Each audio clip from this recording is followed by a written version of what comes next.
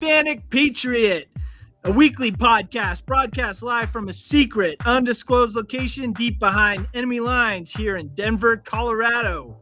Here we speak the truth and nothing but the truth, so help us God. And now, without further ado, here's the host of the Hispanic Patriot, Hugo Chavez Ray. Give it up for Hugo. Hello, everyone. Welcome to another edition of the Hispanic Patriot. And this is a great week if you're a Trump supporter, of which I am, and as well as Nick and Peter. So we had the Iowa caucuses this past Monday night in frigid Iowa, and it didn't deter the voters in the least. Despite some efforts by some never Trumpers to try to dissuade people from participating in the caucus, apparently they just shunned their noses and said, "This isn't cold, we're going out." And it was extremely cold, but they showed up in massive numbers, did their thing, and handed President Trump a resounding victory. There can't be any doubt who the nominee is going to be. However, the left-wing media has decided that they're going to try to arbitrate that. And one of the things that happened during the acceptance speech on Monday night from President Trump, he was very conciliatory. We're going to watch a little bit of the video, and Vivek, and who has dropped out of the race, but.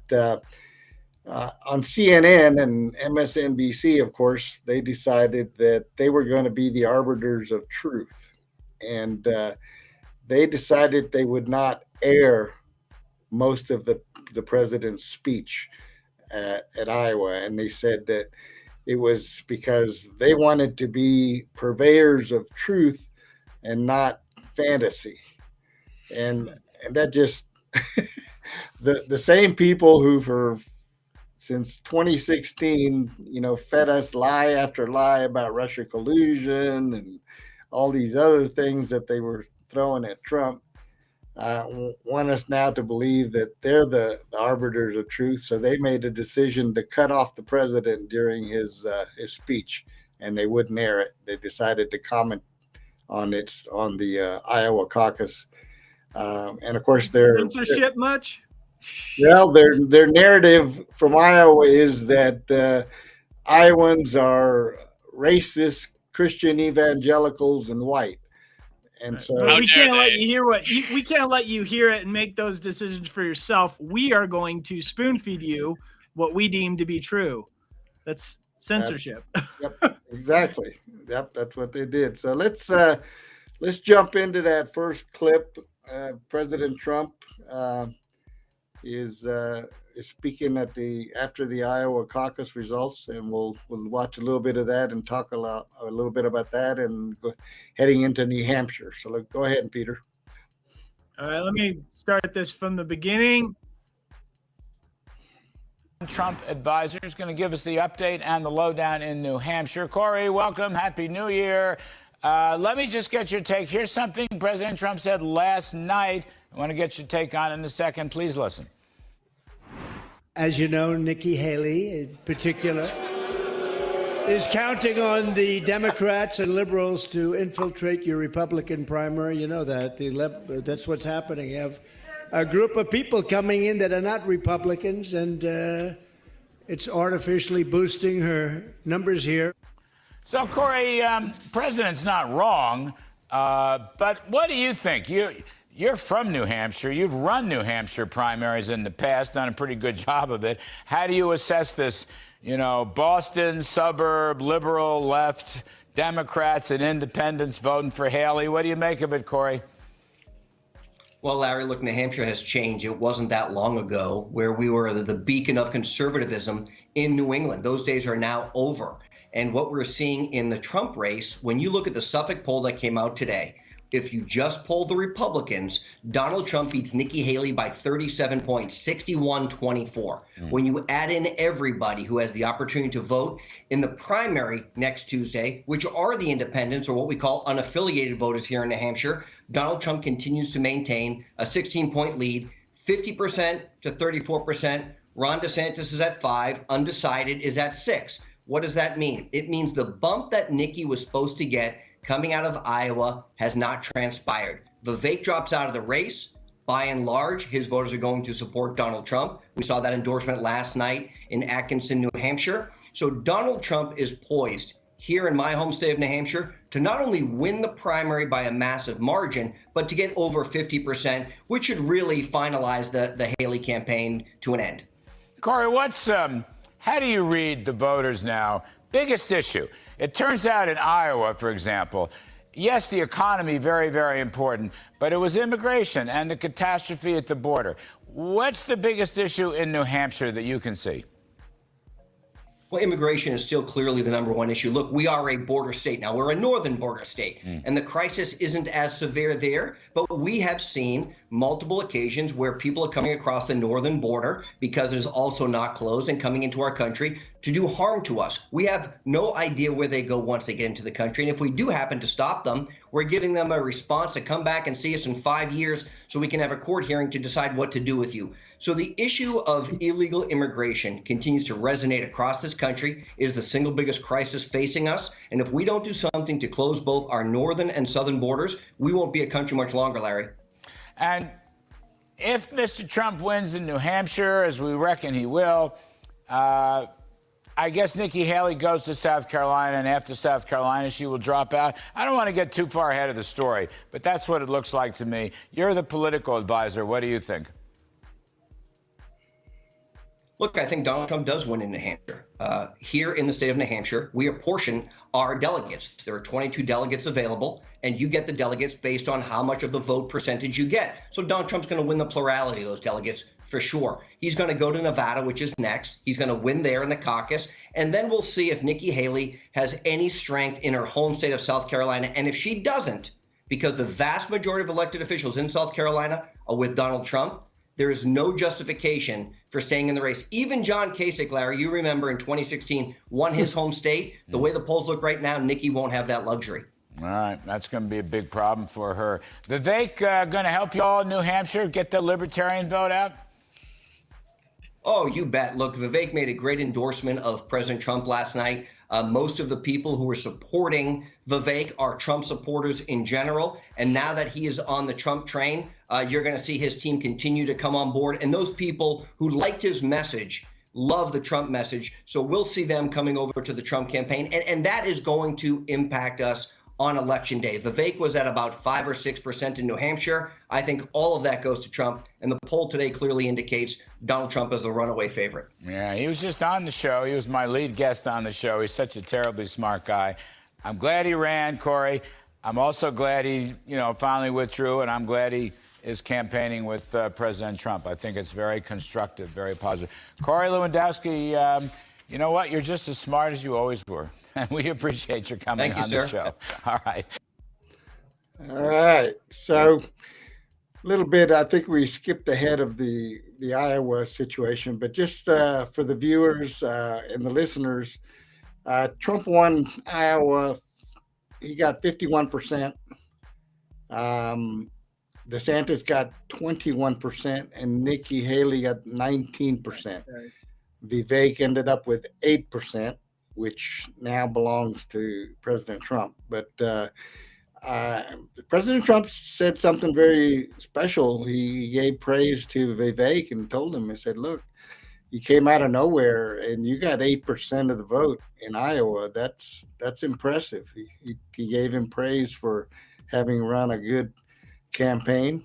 But then Vivek in his speech said, I see no path for me to becoming the next president. So I am throwing my support behind President Trump, and I urge all my followers to do the same. So Vivek is going to bring a lot of the young vote because a lot of the educated voters are definitely Vivek followers. They like him. They like he's got some libertarian in him, but I think he's an America First guy. He says it himself. So that's kind of my analysis of that part. How did you guys get to watch it all Monday night? Did you watch any of the speeches or results? A bit, yeah. What was your impression? I think the impression was very much like you said. I mean, I think one thing that Trump proved was what DeSantis could have had. I mean, Vivek had a lot less going in to offer than DeSantis had, and if DeSantis acted like Vivek, actually just did his run, bowed out, and said, "You know what, you're a great guy, Trump," and didn't start the whole vitriol that he did in the first place, he could be in Vivek's shoes right now. But now he's going to be out in the out and out. And, that basically puts Trump up to 60%, which I think we forget that Trump did not do anywhere near this good the last election. Did not do anywhere near this good. It was actually the first time he ran. This really was, running away with it compared to many Iowa polls that have happened in the past. So, this is historically very, very good for Trump.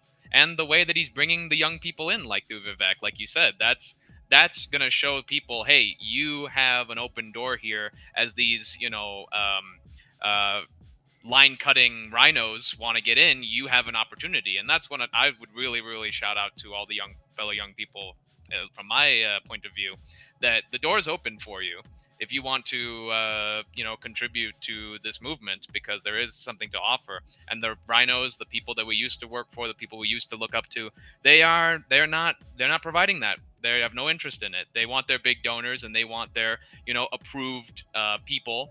And we know that Trump isn't about that. So all the speeches, everything else, I think Nikki's and Ron's were kind of weak, but, weak candidates, and the caucus proved it. So quite amazing results, to be honest. And New Hampshire looks to be even more interesting. So, well, they ran an interesting poll, in a post-election poll in Iowa, or I don't know if it's post-election or pre-election, but they polled a lot of the people that are going to caucus, and the question was, do you believe that Joe Biden won the 2020 election fair and square? And guess what the result of that was? Highly accurate. 65% said no, he did not win the 2020 election fair. And that was a general poll across parties, or? Yep, everybody. What?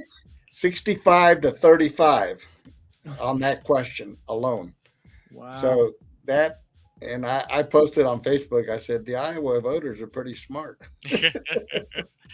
Despite what Nikki Haley thinks about them. Yeah. So anyway, I mean, that's everything went, couldn't have gone better for him in Iowa. It was expected. And, here's the other little tidbit. Trump won 98 out of the 99 counties in Iowa. Wow. Yep, losing only And the he university lost, one. and the one county that he lost, Yeah. he lost by one vote. Wow. Well, that's great. That's cool that they actually counted all the way down to the single vote. I mean, if you think about that, that's pretty remarkable.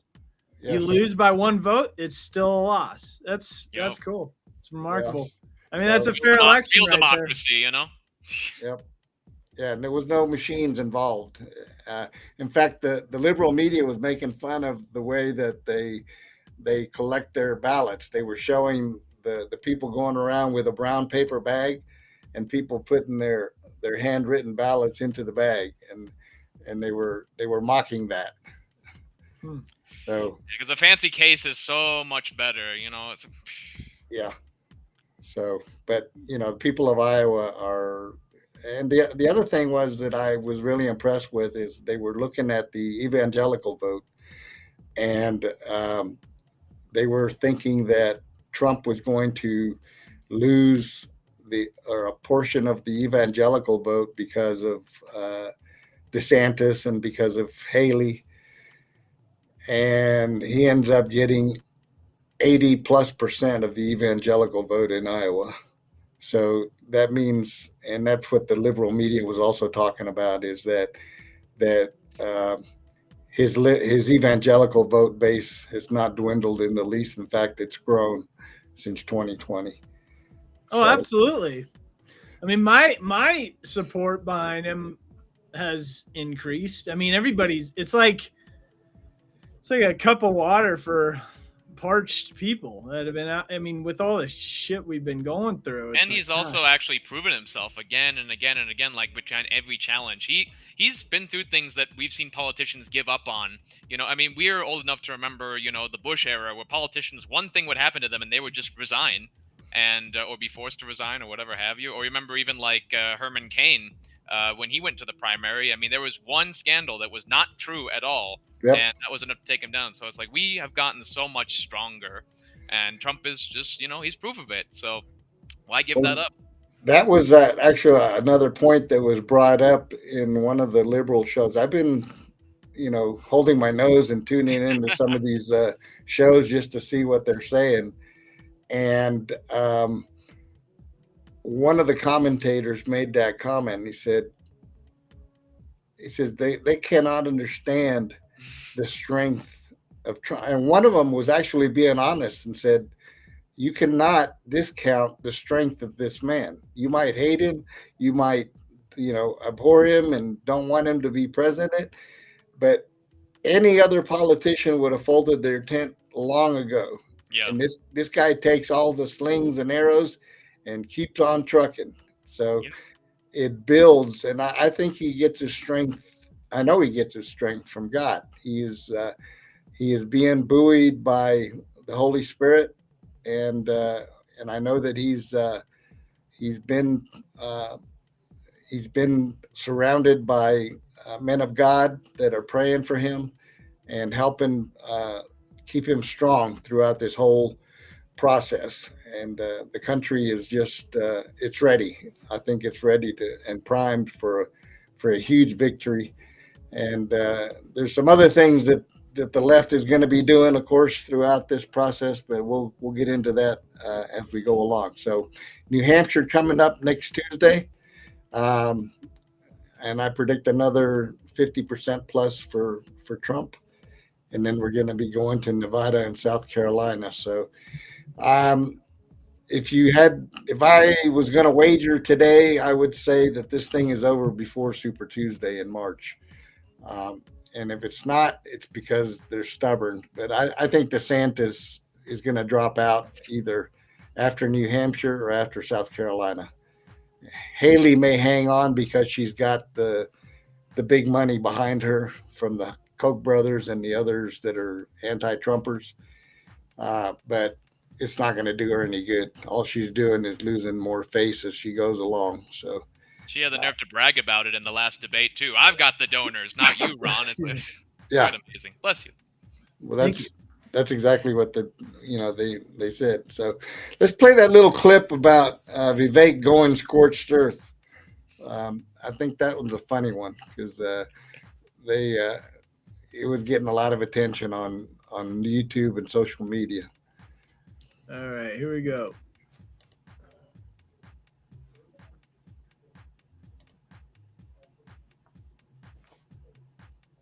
Friend. So it's now off to New Hampshire, a great place. We won it last time.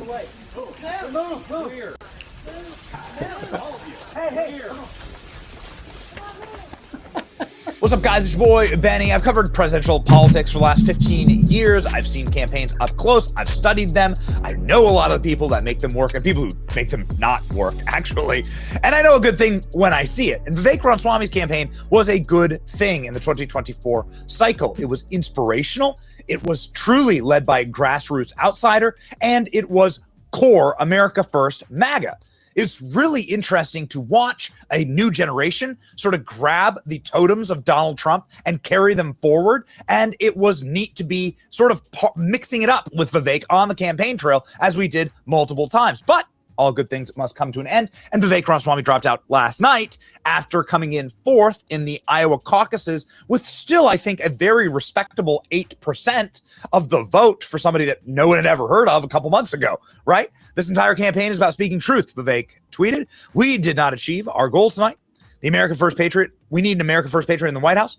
The people spoke loud and clear about who they want. Tonight, I'm suspending my campaign and endorsing Donald J. Trump, and I'll do everything I can to make sure he's the next president of the United States. I'm enormously proud of this team, movement, and our country. Vivek said so on stage at his event, but not after Donald Trump put on his Truth Social platform. Thank you, Vivek. A great honor. Donald Trump posting, of course, Vivek's endorsement. Let's have a listen. As of this moment, we are going to suspend this presidential campaign. And this is going to have to be, there is no path for me to be the next president absent things that we don't want to see happen in this country. And I think that I am very worried for our country. I think we are skating on thin ice as a nation. We have done everything in our part to make, and done, every one of us in this room has done our part to save this country. And I am so proud of every one of you who have lifted us up, but we're a campaign founded on the truth. And so that's why we've made that decision today. And I'm also making the decision that this has to be an America First candidate in that White House. As I've said since the beginning, there are two America First candidates in this race. And earlier tonight, I called Donald Trump to tell him that I congratulated him on his victory. And now going forward, he will have my full endorsement for the presidency. And I think we're going to do the right thing for this country. And so I'm going to ask you to follow me in taking our America First movement to the next level. It did not begin in 2016. It began in 1770s.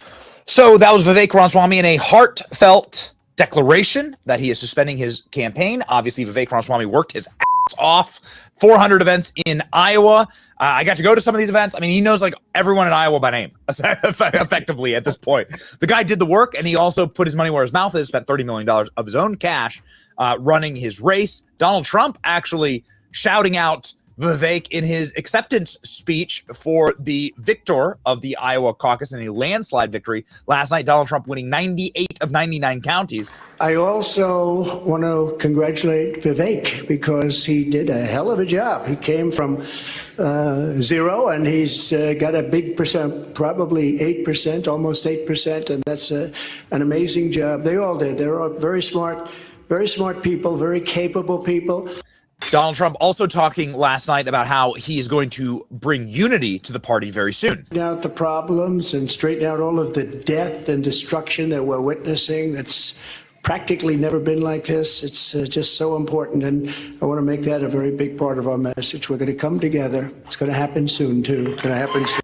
So that happened sooner than we thought, actually, with the announcement that Vivek Ramaswamy would be joining Donald Trump on stage at an event in New Hampshire the day after he dropped out. We haven't seen any other candidate do this. You want me to pause right now? Yeah. Okay.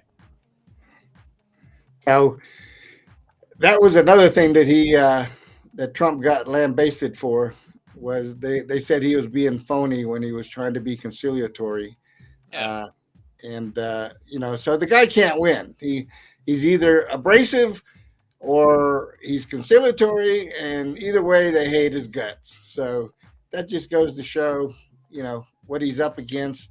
And I believe the hand of God will guide him through this and bring him home to victory for the American people. That's my assessment, and I pray for him every single day and his family. And they just went through a death in the family. Melania's mother died the other day, and the liberals are so sick that they actually mocked that as well, and said that he was not bothered by it in the least or whatever. They're just pathetic. I don't know. I can't find the words, and I don't want to. It's a way of going about things when you don't have anything else you can do or say. You got to do something to make yourself feel better, and that's what they want to do. People don't always have to have a chance of success when they attack you. Well, the thing is any real leader in history, any effectual leader, is polarizing. Yes. And the way I see it is you're either in the camp that you want to keep going down this road and believe in the lies and having the country fall apart and blaming it on who knows what, or you can pull your head out of your tailpipe, wake up and realize that there's a bunch of lies spreading around. And mainstream media, for the most part, is endorsing and promoting lies. I mean, I was in the pharmacy the other day. I had an eye condition going on and picking up my prescription. I hate the main, like, since COVID, forget it. Like, my trust in the medical institution, the CDA, or the CDA, the FDA, all these drug, it's done. So I'm still hearing, even while I'm reading these articles of proof that the CDC, put concealed information about heart inflammation on these vaccines, and I'm still hearing over the loudspeaker on get your vaccine, do this and do that. And it's like, you either got the people in line that they just keep believing it, and they're like the ostrich with the head in the sand. They want to just go along with the tide, Right. even though it's total bull, or you wake up to truth. And it just goes to show that the people are so much faster and smarter than our institutions. I mean, that's the main thing. What's supposed to happen is that the newest, smarter people are educated, people who know what the truth is. They're supposed to filter into the system and change it. But that system has decided to close itself off, lock all the doors, and not let in anything truthful. I wonder if if they're lying, or do they genuinely believe this series of outdated information? Like Reagan said, is it that they are stupid, or is it that they know so much that isn't so, and they're not willing to, change their minds and admit they were wrong? Let me read you something that I came across and posted on Facebook. Go ahead. It's from a guy named Nick Fadd. He's a black gentleman that's an activist. He said, "Ivermectin works in Mexico and just about every other country but the U.S. Voter ID is used all over the world, but applied in the U.S., it becomes racist. Defending Ukraine's border is good. Defending the U.S. border is bad. This level of lying is what you see in full-blown dictatorships." He nailed it. I mean, in that short little paragraph, he nailed it. Right. And that's exactly what's going on. Right. Is we're living in a dystopian universe that is now more metamorphosizing itself into an Orwellian reality, it's something that people need to be aware of and believe. People can call me an extremist all they want. I'm just telling the truth. Well, this is all about what is being done to the country, not for the country. And thank God that the people of America are waking up. And I believe that they're going to deliver a resounding message in November. And barring any, catastrophic event that these left-wingers might want to throw out, I don't put anything past them, to be honest with you. You can't. Well, and I want to be clear, because I'm a Christian first. I love Jesus. I worship him and him alone. And Jesus loves all people. And so therefore we are called to love all people, Democrat, Republican, right, left, whatever. But the bottom line is the administration at hand, the people in control, the powers that be right now are gunning for people. They're gunning for power, under which everybody will suffer. People will die. We have already seen that with the vaccines. Millions, thousands, I don't know about millions, I don't know the numbers, but people are dying. This corrupt system, the powers that be right now want to kill, destroy, and take power, and they don't care who goes under the bus. And I'm not saying Trump's perfect. He's got whatever, but look at the fruit. Under his administration, our economy was the best. People flourished. The poor can flourish better in a free market and a free society. The more communist, socialist agendas get into place, everybody suffers. And so therefore, we have to be outspoken about this. And truth reigns supreme. So guess what? Follow truth. And so, I mean, just so my point is a lot of Christians, they don't want to be outspoken about these things, but these are serious issues. Lives are being ruined and destroyed, and people are dying. We are called to stand up for the widows and the orphans, for the oppressed, for the weak, the people that can't fight for themselves. And that's exactly what Trump is doing. So, I mean, this election is extremely important. And I believe our faith, leading with love, remembering that people are people and Jesus loves everybody regardless. However, he also hates evil and corruption, and he hates the enemy. And there are people that are under the force and under the influence of the enemy. And it's not Christian nationalism. The entire world will flourish as long as we stay who we are, because a rising tide raises all ships. So, all the glory goes to God. There's no second ways around that, or two ways around that. And God raises up people to be fighters and to carry the water, so to speak. And there was a mocking going on about when there was a pastor who said that he believed that Trump was chosen by God for this time in history in America. And the liberal media just had a field day attacking that guy, saying, how dare he say that God would put forth a person like Donald Trump? and there was a brief retort on that, and basically what he basically told these non-believers is, well, the Bible is full of flawed men that God used for good purposes. And absolutely. And so, nobody in their right mind is going to sit here and say Trump is a perfect man. He's as imperfect as you and I. And there was only one perfect man, and they crucified him. So, right. The closer we get to perfection, the closer we get to the cross. That's just a fact. And this isn't about imposing Christianity on anyone. This is about, like, the freedom is that God wants freedom. God wants people to be able to be free to choose him. True Christianity can't be imposed by definition. Right. It's a free choice. It is for freedom that Christ set us free. We stand for freedom so people can have the opportunity to choose. And so, I mean, the Republican Party has many skeletons in their closet, and evangelicals can get very tribal and, us versus them. Defending slavery not being one of them, like the Democrats, I want to point out. Well, that's true. Yeah. I mean, Abraham Lincoln was the first Republican president, and he freed the I just had slaves. to throw that one out there. Yeah. But my point is this: it's like every freedom is what we're fighting for, and people flourish. And so, I mean, anyways. Let's go over to, talking along the lines of what Trump is up against with regards to the other side of the aisle, which is, of course, Biden and the Democrats. And their campaign is based on, evil MAGA Republicans. And that's every time, little Joe steps up to the podium, he basically, that's his favorite phrase.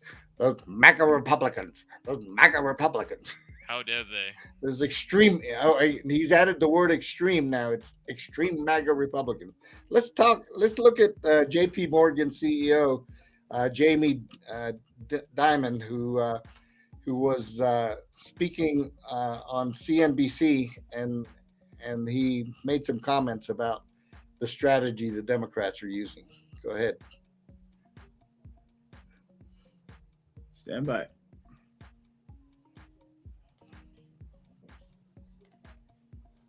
We pivot to a topic that I know you find sort of laborious at this point. That's a good word. Which is Bitcoin. Yeah. This ETF was approved just about a week ago now, and I think a lot of people are trying to understand what it ultimately means. J.P. Morgan, I imagine if you were a client of J.P. Morgan, you could call your broker and say, get me some of this ETF. Mm-hmm. What are you telling your brokers to tell them back when they make that call? Yeah. So this is an important thing. This is the last time I've ever talked about this in CNBC, okay? So help me God. Blockchain is real. It's a technology. We use it. It's going to move money. It's going to move data. It's efficient. We've been talking about that for 12 years too, and it's very small. Okay, so I think we've wasted too many words in that. Cryptocurrencies, there are two types. There's a cryptocurrency which might actually do something. Think if a cryptocurrency has an embedded smart contract in it, and that we can use it to buy and sell real estate and move data. That may have value. The idea of tokenizing. Tokenizing things that you do pause something with. this one. And then I there's think one we which got the does wrong nothing. I call video. it the pet rock. I think we got the wrong video. It was My personal advice: don't get involved. It's that one, but we just got to go forward a little bit. why don't you advance it a little bit and see if we can get to that. The party talks about It's going to move data. It's efficient. We've been talking about that for 12 years too, and it's very small. Tokenizing things that you anti-money laundering, tax avoidance.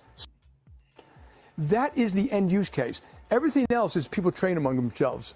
Tell you what to do. So my personal advice would be don't get involved. Bitcoin.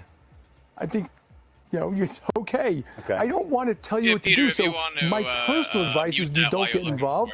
But I don't want to tell any one of you what to do. It's a free country.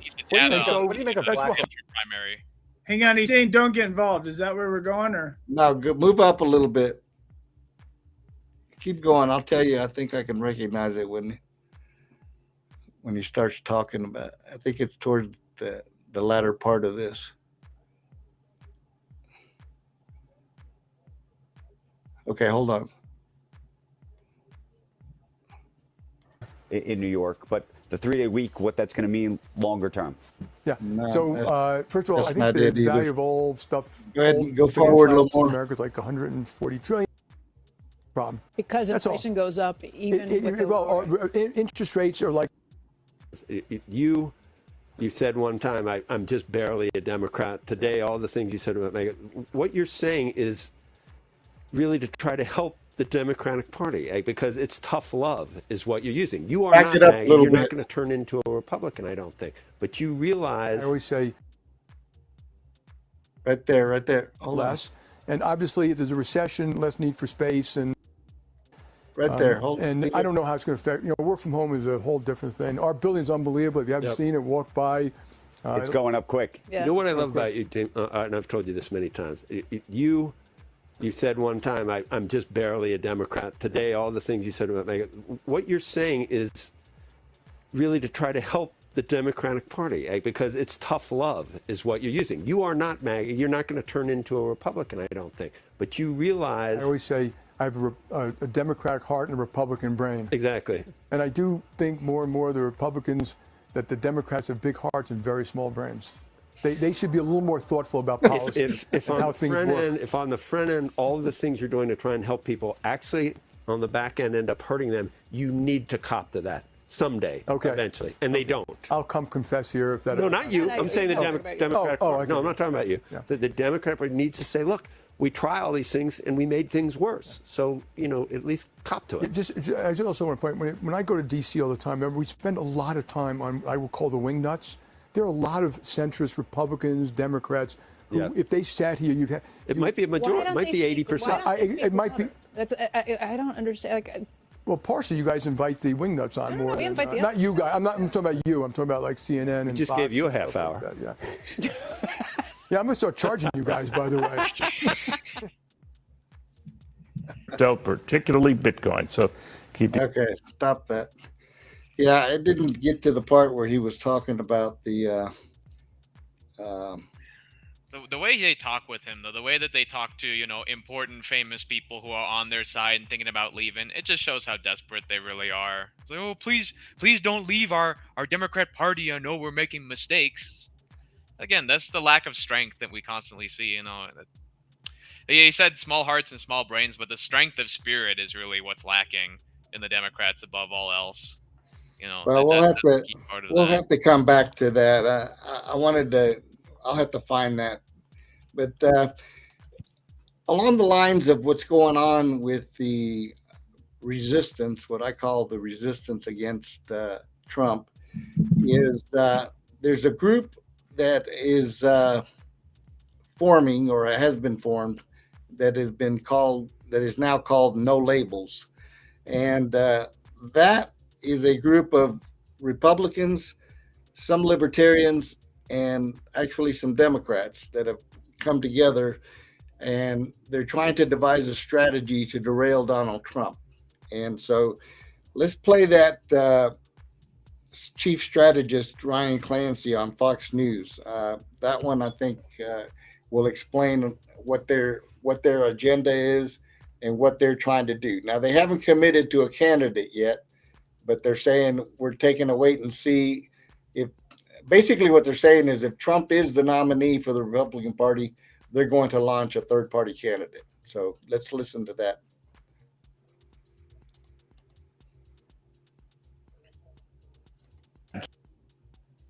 Keeping you up to date on all things politics and what's certainly going on in Iowa these days. And this talk that, of course, the New Jersey governor, Chris Christie, the former New Jersey governor, is going to bail out of the presidential race, potentially throw his support behind Nikki Haley. Way too soon to tell here. We'll know in about 20 minutes. But we do know that it's not only Republicans sort of testing out the political waters or snows right now. So is the No Labels group that it's looking for a middle way around, let's say, an inevitable outcome, some fear, depending on your point of view, of seeing a rematch of the last presidential contest featuring Joe Biden and Donald Trump. Ryan Clancy joins us right now, the No Labels chief strategist. Ryan, good to have you. I apologize. Let me first get your take on whether your move to find a third-party type candidate hinges on that scenario. It's Donald Trump and Joe Biden. Less so would you make this push if it were someone else? Yeah, it is most likely we'd go forward if it were Trump Biden. The reason being, we've said from the beginning, the only reason we'd go forward is if we think there's an opening where a unity ticket could win. And if it's Trump Biden, we think it can. If it's somebody else, probably not. When you say a unity ticket, to a lot of people that means a Republican and a Democrat together. Now that is what has been talked about. Where are you on this? That's the goal. We've said from the beginning we'd like to have a Democrat and a Republican, though we'll entertain independents in the end if we think that's what gives us the best chance to win. So Joe Manchin of West Virginia, the senator, is not seeking re-election there, but very clearly, seriously entertaining a presidential run. Have you talked to him? Is he the guy for the top of that ticket? We haven't been talking to candidates. What we've been doing is actually doing a lot of consultations with our members across the country to get a better sense of the kind of candidates they want to see, the traits that they want to see. We'll make a decision sometime after March 15th. One, whether we go forward to offer our ballot line to a ticket, and then two, ultimately, who would be on it. All right, but his name seems to come up a lot. A lot of your members seem to be intrigued by that and the idea of maybe a Mitt Romney or someone like him as his running mate. Is that true? Well, there's been a lot of speculation out there, but that has been speculation put out there by everybody else. So we haven't released any names. Nobody has an inside track on the nomination, certainly. Our focus right now is getting on the ballot. We're on the ballot in 13 states. We actually just got on the ballot in Maine last week. And I want to emphasize that is very much ahead of schedule. I mean, when Ross Perot was doing his signature gathering in 92, he hadn't even started gathering signatures yet. So we feel very confident that if there's a unity ticket, it'll be able to compete in all 50 states. Now, he in recent history stands out as one of the more remarkable third-party candidates. I think he got 19% of the vote in 1992, but not a single electoral vote. So are you pushing something that might be more divisive than helpful? In other words, someone who will take votes away from one of the other candidates and not necessarily help your own? Well, Neil, I mean, look, that's the line that the party elites have been pushing for the better part of a year because they don't want the competition. But what matters to us is the voters. And for a year, the public has been saying unequivocally, we do not want this rematch. Please don't give it to us. Not only have the parties not given them a choice, they've done everything they could to stand in the way of that choice. So the Democrats refused to allow any primary challenges to Biden. The Republicans have changed their delegate allocation rules to make it easier for Trump. So there's no outlet for this frustration the public has. And that's why every poll we do, something on the order of 3 in 5 voters say they'd at least be open to voting for an independent option if it's Biden and Trump. But again, just to make it clear, it might still be Joe Biden, but let's say something evolves in the Republican Party and there is a threat to Donald Trump. Chris Christie drops out, throws his support to someone like a Nikki Haley. She's the Republican nominee. I'm getting way ahead of my political skis. Does this search mission of yours end right there? It probably does, and I'll tell you why. In the polling we've seen, if it is a GOP nominee other than Trump, it looks like there's a lot of Republican voters that might entertain a unity ticket if it's Trump, but if it's someone else, they'll probably just go home, and they'll be happy enough with their standard bearer, whoever that is. That's very other than Trump. Got it. Right. Ryan, thank you very much. Good seeing you. Pause it. All right, in the meantime. Yeah, I've got a lot to say on this guy. Yeah, go ahead. I have 15 years now of political experience, dealing with all kinds of people, primarily from Chicago, so very liberal-minded or moderate Republican people. I've met people like this dozens of times, and every single one is a useless, obstructionist hypocrite. I'm sorry, I don't mean that as an insult, it's just a fact. These people are professional losers clubs whose entire purpose is to suck money and attention from people who actually deserve it. I've always disliked these types of people. They're very much they're very much they're dividers in chief, all these sorts of things. I really can't hide my disgust for these kind of people because they really are just political parasites. I'm sorry to use such harsh terms, but yeah, they don't have any real. Then they're liars too. They, like he said, anyone other than Trump. That's really what's going on here. They have an agenda behind what they're doing, and they're not even being close. Well, let's cut to the meat of this thing, okay? So he's saying that if it's a Trump-Biden rematch, they're going to launch a third-party candidate, and that allegedly the American people are 2/3 in favor of not Trump versus Biden. What he's not saying is that he's not going to make one bit of a dent on MAGA Republicans. Yep. MAGA Republicans are 110% behind Trump. And they're going to come out in droves. Not only that, but Trump has gained now black voters, Hispanic voters, independent voters. Thank you, Joe Biden and his administration and what they've done to this country in the last 3 years. Okay. He's not even done with his term, and he's already destroyed just about everything economically and foreign policy wise. So this guy and his clan are delusional, in my opinion, if they think that they're going to make a dent in the American people's love and support of Donald Trump. And when I say that, I don't say that all the people that vote for him are necessarily fans of Trump as a person, but they're damn sure fans of Trump as a policymaker and what he has done. He has already proven what he can do, and that's what everybody is clamoring for again. They want Donald Trump's policies back in place, and we want our country back, our economy back, and our worldwide respect back. So in my opinion, these guys are totally delusional. I hope they launch Christie or Manchin and Romney of all people. You're going to have to get a big catapult for Christie, though. That's going to be a little bit hard to launch. Yeah. He might tip the boat if they jump. Well, the thing is what I'm seeing is the corruption needs to stop, and the swamp. It might be cliche at this point, but the swamp needs to be drained. It really does. And so I think some people are concerned about Trump, saying that and not doing it. But regardless, the point is we need extreme right now. We can't entertain the corruption and the evil and the denigration of our country, what's been taking place. We need an extreme swing the other way. You can't, you can't go arm in arm with the devil and be like, hey, let's do this. Let's be moderate. Half measures. That's all we've done in this country for so many years politically, because we were worried about a situation like this. We were always saying that, from 2004 onward, ever since George W. Bush, we can't have a man like this. He's going to become a dictator. He's going to do all this. Trump has no mechanism to become a dictator. He has only mechanisms in order to help the country with his policies, especially help foreign policy. That's a big reason I support him, is because I think he'll bring peace back to numerous wartime situations.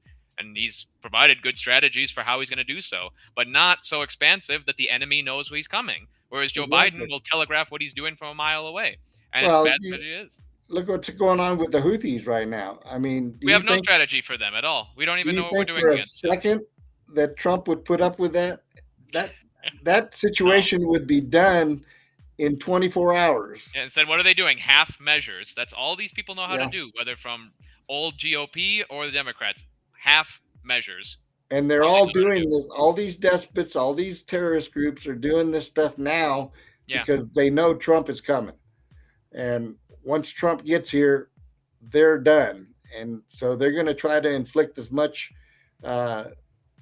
damage as they can while they can. Well, and they'll be the Chinese backed Republicans and Democrats especially are really going to be at him now because Taiwan just had a recent election and their election results more or less was pro-US, pro-democracy, anti-communist. So there are so many people waiting for another Trump presidency. They really are all around the world.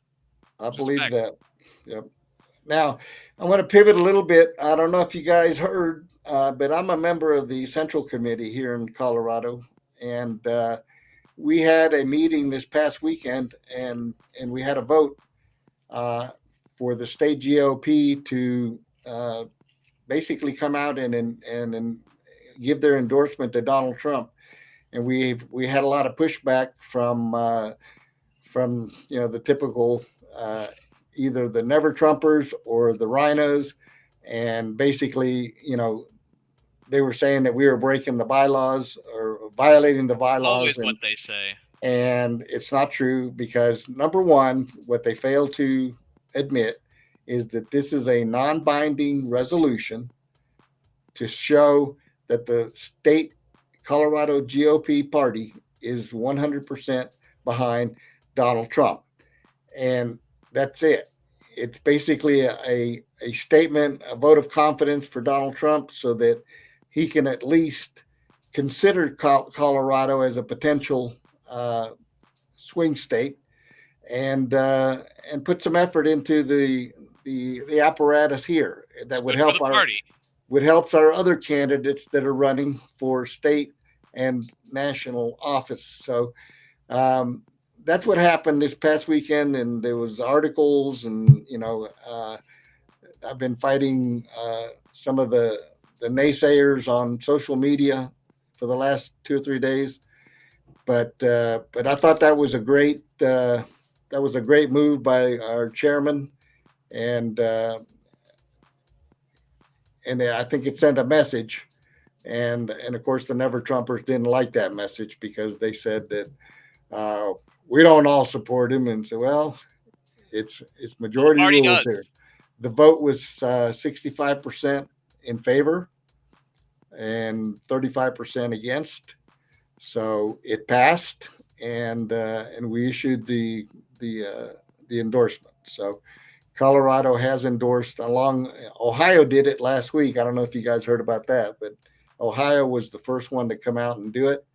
And Colorado is the second, and I'm thinking that there's going to be more state GOPs around the country that are going to come out and just flat out endorse President Trump and get this thing done, because the convention is going to be in July in Milwaukee.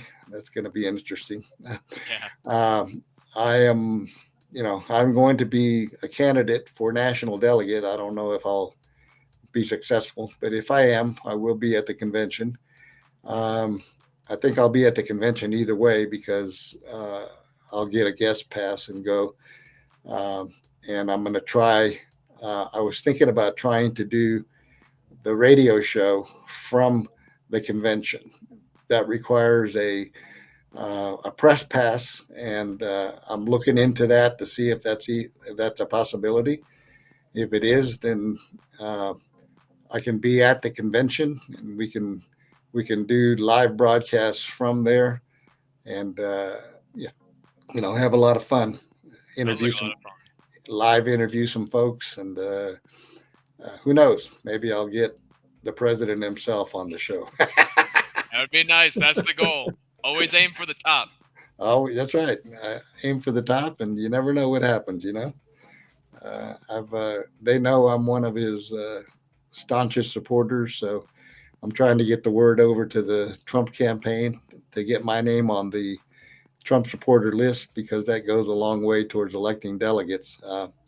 So there'll be a list put out by the Trump campaign before our state assembly here, which is going to be April the 6th down in Pueblo.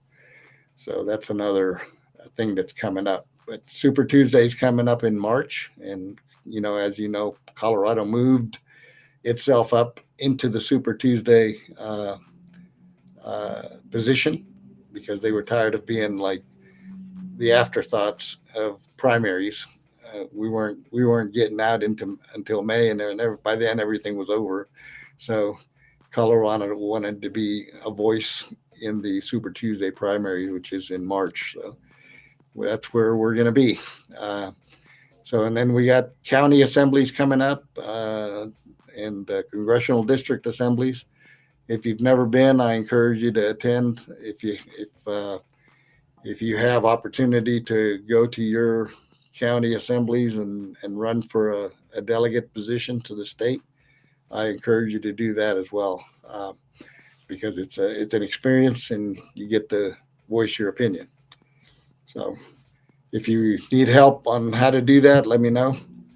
But El Paso County is a great county, and Douglas County is a great Republican county as well. So you can make a difference that way. At the very least, you can go and hear the process and have a feel for what takes place and how the process works in selecting candidates, electing precinct committee people, and all of that kind of stuff. So that's kind of what's going on. You guys have anything new, anything you've heard or want to? Did you want to touch? We got a couple minutes left. Yeah. Did you want to touch on that fast food in California? Oh yeah, that's an interesting one. I just found that one yesterday. Go ahead and put that one on. The Cali Express is. It's not a video. It's It's a story. Yeah.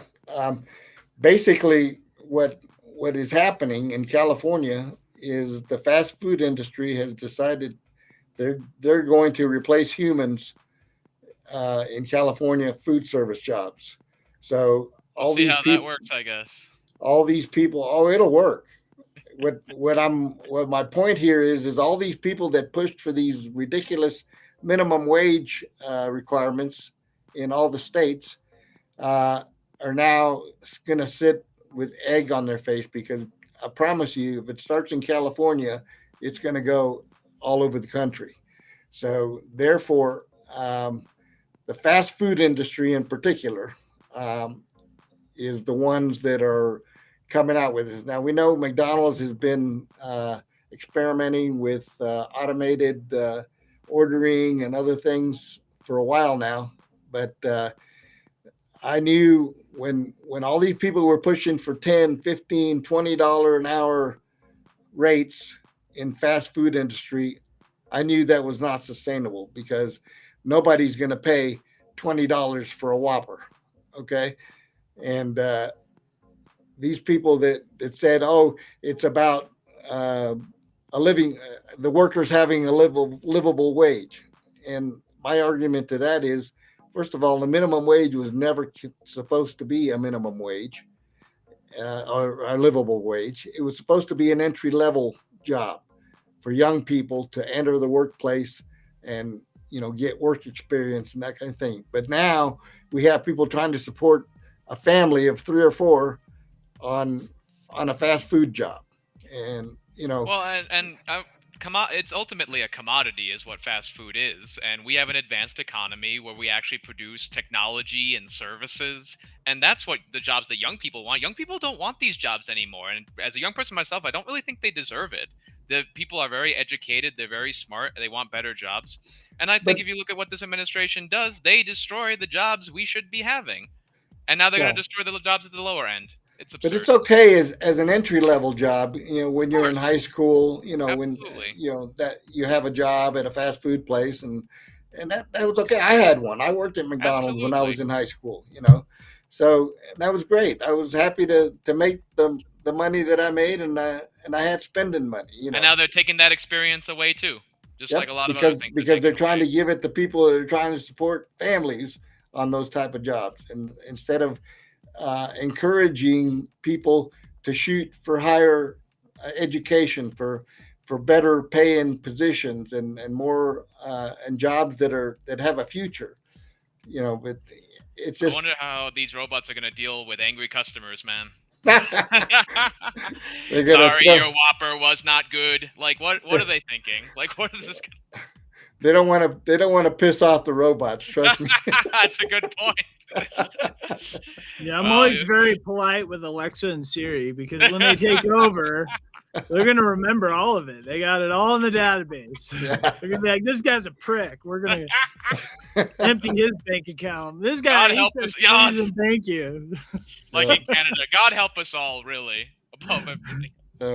Anyway, I thought that was an interesting. I mean, that's but that, like what you're saying, that's what America's lost. Like starting in the mailroom and letting the cream rise. Yeah. Cream rises to the top. And so if you have this attitude like, oh, I'm better than that job, it's like, well, actually, you're not. I mean, any job is a blessing, to be honest. If you're able to work and pay your bills these days, that's a blessing. And I mean, I understand college grads, they want to do other things, but it's out of hand. You got people with the college degree, they think they automatically deserve 100, 200K a year. It's like, you don't know how to work. You don't know how to pay your dues. I mean, when we say deserve, also, we mean to say that it's that they should have what their abilities actually can do for them. Now we take people who have a measurable education, they have great education, but they can't actually do the job. Yeah, and now we have good people in positions too low. They can't think critically, and they're not practical in their thought process. Exactly. And so yes, I can attest to that. My stepson was one of those who graduated college and went looking for jobs and realized, hey, I don't get to start at the top, and so he didn't get the offers he wanted, so he went ahead and went back and got his master's degree. He's an economist. Now he's making decent money, but he didn't start out at the beginning making decent money, and so he learned the hard way. And he was one of those that voted for Obama. And when after the first term and after he got out of college, he admitted that he made a mistake. So, education is broken in this country. We'll probably talk about that on another show, but it is true. Education is so broken in this country, but it will get fixed. I think we lost Peter. Oh, hope not. But that's one message I want to have. I think we want to shout out is we can fix this. The jobs, the education, the political info, everything. We can fix this. We're on the way to doing so. All right, so we're going to sign off for tonight. Thank you all for tuning in. We want to always provide you with truthful information and current information. And please go to our website, thehispanicpatriot.com. We have a comment form on the website. We want your feedback. Tell us what you like. Tell us what you don't like, and we'll hopefully bring all the information to you that's important to you. Thank you and good night. God bless America.